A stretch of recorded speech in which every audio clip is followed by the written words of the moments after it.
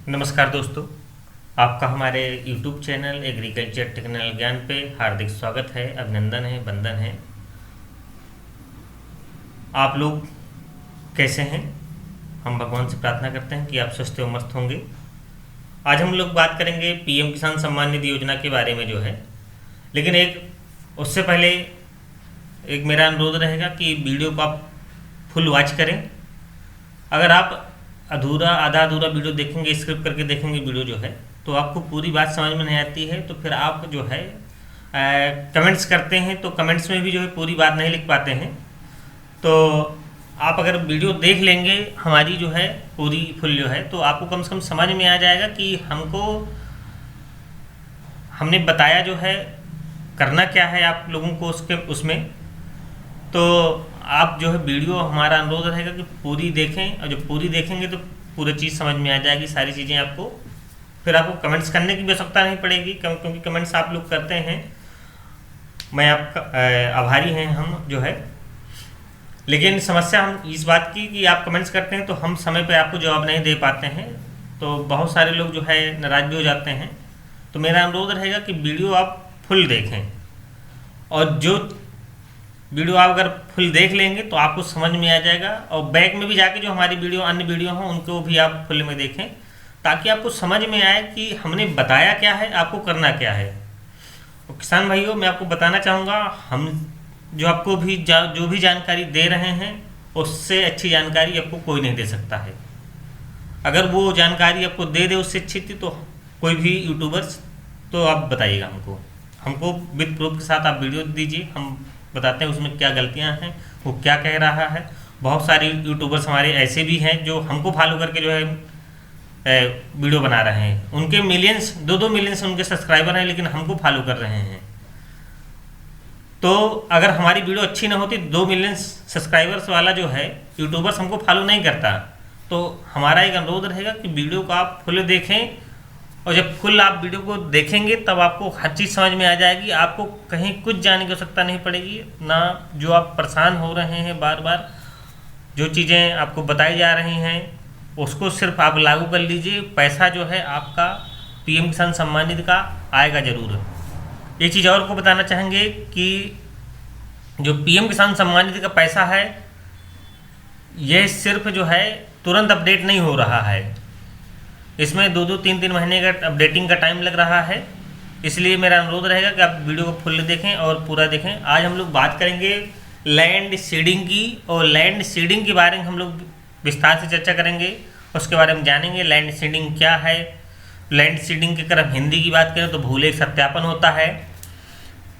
बताना चाहेंगे आपको कि भूलेख सत्यापन का जो काम था, गवर्नमेंट जो है 2 साल के बाद करा रही है उसको। ये चीज़ें जो है पहले हो जानी चाहिए थी, जब योजना लागू की गई थी दिसंबर 2018 में। क्योंकि जो फर्स्ट किस्त थी मार्च 2019 में जो है आप लोगों को फर्स्ट किस्त दी गई थी। जो फीडिंग का जो काम था वो दिसंबर 2018 में शुरू कर दिया गया था।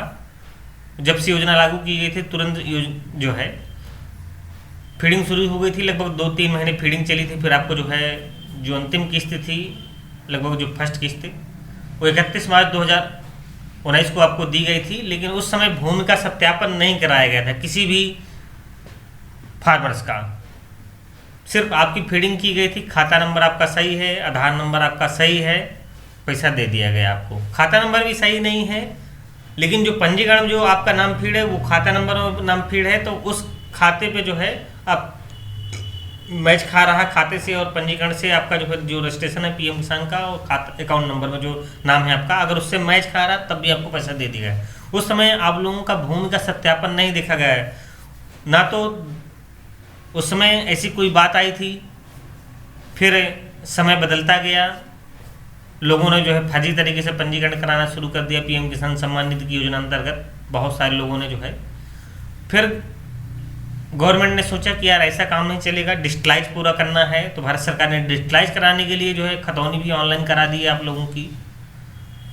इसलिए उस खतौनी और खसरा को जोड़ने के लिए गवर्नमेंट ने जो है डिजिटल प्लेटफार्म पर जो है आपका जो है भूलेख का सत्यापन करना शुरू कर दिया। भूलेख के सत्यापन में जो है अभी जो टाइमलाइन जारी की गई है उसके बारे में हम लोग आगे बात करेंगे कि भूलेख सत्यापन की जो अंतिम तिथि है वो क्या है। अगर अंतिम तिथि के बाद आप भूलेख सत्यापन कराने जाएंगे तब भूलेख का सत्यापन आपका नहीं होगा। और मैं आपको बता दूं किसान भाइयों कि बहुत सारे किसान भाई हमारे ऐसे हैं जिनका भूलेख सत्यापन हो गया है, लेकिन 9 सितंबर के बाद जो है पोर्टल अपडेट नहीं हुआ था। इसलिए नहीं अपडेट हुआ था कि आपका जो पीएम किसान का सम्मानित का जो पैसा है वो आपके खाते पर भेजा जाना था, इसलिए अपडेट नहीं किया गया था, तो कुछ दिन के लिए रोक दिया गया था। अब वो अपडेटिंग का काम फिर शुरू हो गया है। तो बहुत सारे किसान भाइयों का जो है ऐसा भी है कि जिनका पहले 9 आ रहा था ऐसा आने लगा है, तो उनको कहीं परेशान होने की जरूरत नहीं है। तो इसलिए डिजिटलाइज करने के लिए गवर्नमेंट ने क्या किया है कि आप लोगों का जो है भूलेख का जो सत्यापन है वो करना शुरू कर दिया है। तो इसलिए आपसे मेरा अनुरोध रहेगा कि आप भी भूलेख का सत्यापन करा लें। अगर आप जो है यूपी से हैं तो आप यहाँ यूपी का जो भूलेख सत्यापन करने का ग्राम पंचायत लेवल पर जो अधिकारी है वो लेखपाल है आपका, कृषि विभाग का भी कर्मचारी लगा हुआ है। अगर आप अन्य राज्यों से हैं तो अन्य राज्यों में आपका लेखपाल की जगह पटवारी है, वहाँ नाम लेखपाल का ही नाम पटवारी के नाम से चल रहा है। कृषि विभाग के भी कर्मचारी हैं आप अन्य राज्यों में भी जो है। तो आप सिर्फ 2 लोगों से मिलिए, लेखपाल और पटवारी से।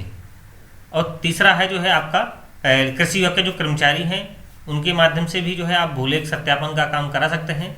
भूलेख सत्यापन कराने के लिए जो है आपको अपना आधार कार्ड और अपनी खतौनी लेखपाल से संपर्क कर दे देना है आपको, या कृषि विभाग के जो कर्मचारी हैं उनके माध्यम से भी आप दे सकते हैं उनको जो है। दूसरी बात बताना चाहेंगे कि बहुत सारे कर्मचारी हमारे जो है किसान भाई हमारे ऐसे भी हैं जो कह रहे हैं कि सर हमारा जो डाटा है वो दूसरे गांव में फीड है, दूसरी तहसील में फीड है। तो आपका जब डाटा जिस गांव में खुल रहा है उस गांव के लेखपाल से, उस तहसील के लेखपाल से आप संपर्क करिए और उनसे बताइए कि सर हमारा जो डाटा है, भले ही आप जो है दूसरे गांव में रह रहे हैं और खुद दूसरे गांव में रहा है, तो उनसे बताइए कि सर हमारा जो डाटा है वो आपके क्षेत्र के गांव में खुल रहा है, इसलिए सर हमारा जो है आधार कार्ड जो है आप खतौनी ले लीजिए और हमारा भूलेख का जो सत्यापन है वो अपलोड करा दीजिए। वो अपलोड करा देंगे आपका। अगर वो नहीं सुन रहा तो कृषि विभाग के जो कर्मचारी हैं उनके माध्यम से आप मिल लीजिए, क्योंकि आप इस समय जो खोजने का काम है जो है किसानों को, वो कृषि विभाग के कर्मचारी लेखपाल को दिया गया है। तो आप कृषि विभाग के कर्मचारियों से भी मिल सकते हैं और कृषि विभाग के जो कर्मचारी हैं वो आपको लेख जो है आपका जो ब्लॉक है, आपका जो प्रखंड है उस पर जो है आसानी से मिल जाएंगे। ब्लॉक पर जो है कृषि विभाग का एक कार्यालय होता है, वहाँ पर आप जाइए, वहाँ पर न्याय पंचायत प्रभारी आपको मिल जाएगा। जो कृषि विभाग के जो कर्मचारी लगाए गए हैं वो न्याय पंचायत लेवल पर लगाए गए हैं। न्याय पंचायत में होता क्या है कि 10 से 12 गांव जो राजस्व गांव होते हैं उनको मिलाकर एक न्याय पंचायत बनाई जाती है। तो यूपी में हमारे जो है सारी जो न्याय पंचायतें हैं, सारी न्याय पंचायतों में एक कर्मचारी जो है लगाया गया है कृषि विभाग का। और जो आपका लेखपाल है वो आपका राजस्व गांव के ऊपर एक लेखपाल लगाया गया है। तो आप जो है राजस्व गांव के लेखपाल से या न्याय पंचायत के जो प्रभारी हैं आपके कृषि विभाग के, उनसे मिल लें और उनसे मिलकर जो है भूलेख का सत्यापन करा लें। अगर आप भूलेख का सत्यापन नहीं करा पाते हैं तो आपका जो आने वाला समय जो पैसा आएगा वो नहीं आ पाएगा। बहुत सारे किसान भाइयों ने ऐसा भी हमको कमेंट्स किया कि सर हमारा लैंड सीडिंग 9 है लेकिन फिर भी हमारा पैसा आ गया है। तो आपको बताना चाहेंगे कि लैंड सीडिंग 9 है, आपका 9 तारीख के पहले लैंड सीडिंग का काम करा दिए गए थे, लेकिन पोर्टल जो है लैंड सीडिंग करने के बाद अपलोड जो है अपडेट नहीं हुआ था, इसलिए जो है पैसा आपका जो है आ गया। और अब जो है कुछ दिन के बाद होगा क्या कि लैंड सीडिंग आपका वहाँ एस दिखाने लगेगा, क्योंकि भूलेख का सत्यापन आपका जो है पहले अपलोड किया जा चुका है, तभी आपका पैसा आपके खाते पर गया है। और जितने भी केस हमने 99% देखे हैं कि सारे केस जो है जब तक उनका भूलेख का सत्यापन नहीं अपलोड होगा तब तक उनका पैसा नहीं आएगा। हमने जितने हमारे जान पहचान के भी लोग थे उन्होंने अगर भूलेख का सत्यापन नहीं कराया है तो उनका पैसा नहीं गया है। अगर हम भूलेख सत्यापन की अंतिम तिथि की बात करें यूपी की, तो यहाँ 15 नवंबर लास्ट डेट रखी गई है। अगर 15 नवंबर तक आप लास्ट डेट तक नहीं भूलेख का सत्यापन नहीं करा पाते हैं तो आपके खाते पर जो आने वाली जो 13वीं किस्त रहेगी वो आपके खाते पर नहीं पहुंच पाएगी। इसलिए मेरा किसान भाई से अनुरोध रहेगा कि भूलेख का सत्यापन करा लीजिए आप किसी भी हालत पर। और अगर भूलेख का सत्यापन नहीं कराते हैं तो आपके खाते पर पैसा ट्रांसफ़र नहीं हो पाएगा। इस पर भूलेख का सत्यापन कराने में किसी कोई खर्चा नहीं देना है, ना किसी अधिकारी को आप रिश्वत मांगता है तो उसकी आप शिकायत भी कर सकते हैं। जो जहाँ पर आप उचित